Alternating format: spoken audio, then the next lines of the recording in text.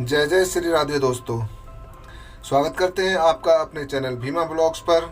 और आज की कहानी है एक घमंडी मेंढक और बैल की। प्यारे दोस्तों, यह एक बहुत पुरानी बात है। किसी घने जंगल में एक तालाब था। उस तालाब में ढेर सारे मेंढक रहा करते थे। उन्हीं में एक मेंढक अपने 3 बच्चों के साथ खुशी से रहता था। वो सभी तालाब में ही रहते और मज़े से खाते पीते थे। उस मेंढक की सेहत अच्छी खासी हो गई थी और वो उस तालाब का सबसे बड़ा मेंढक बन चुका था। उसके बच्चे उसे देखकर बहुत खुश होते थे। उन बच्चों को लगता था कि जैसे उनके पिता ही इस दुनिया में सबसे बड़े और बलवान हैं। वह मेंढक भी अपने बच्चों को अपने बारे में झूठी मूठी कहानियां सुनाता और उनके सामने शक्तिशाली होने का दिखावा करता था। सच पूछो तो उस मेंढक को अपने बल और शारीरिक कद काठी पर काफी घमंड हो चला था। ऐसे ही दिन बीतते चले जा रहे थे।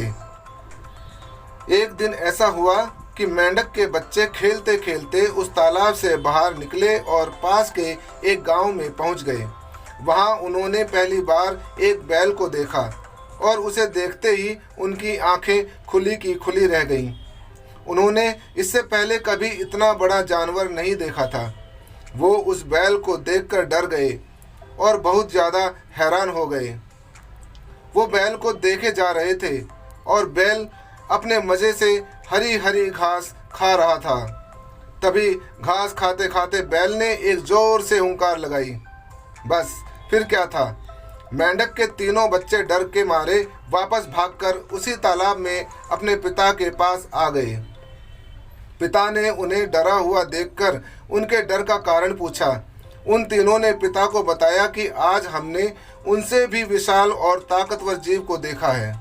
उन्हें लगता है कि वो दुनिया का सबसे विशालकाय और शक्तिशाली जीव है। यह सुनते ही उस मेंढक के अहंकार को बहुत ठेस पहुंची। उसने एक लंबी सांस भरकर खुद को फुला लिया और बच्चों से कहा, अब देखो क्या वो मुझसे भी बड़ा जीव था। उसके बच्चों ने कहा, हाँ वो तो आपसे भी बड़ा जीव था। मेंढक को गुस्सा आ गया। फिर उसने और ज़्यादा सांस भरकर खुद को फुलाया और पूछा, बताओ क्या अब भी वो मुझसे बड़ा था। बच्चों ने कहा, हाँ ये तो कुछ भी नहीं, वो तो आपसे कई गुना बड़ा था। मेंढक से यह सुना नहीं गया। वह सांस फुला फुलाकर खुद को गुब्बारे की तरह फुलाता चला जा रहा था। फिर एक वक्त आया तब उसका शरीर पूरी तरह से फूल गया और वो गुब्बारे की तरह फट गया और अहंकार के चक्कर में अपनी जान से हाथ धो बैठा और बेचारे मासूम बच्चों को अनाथ कर गया।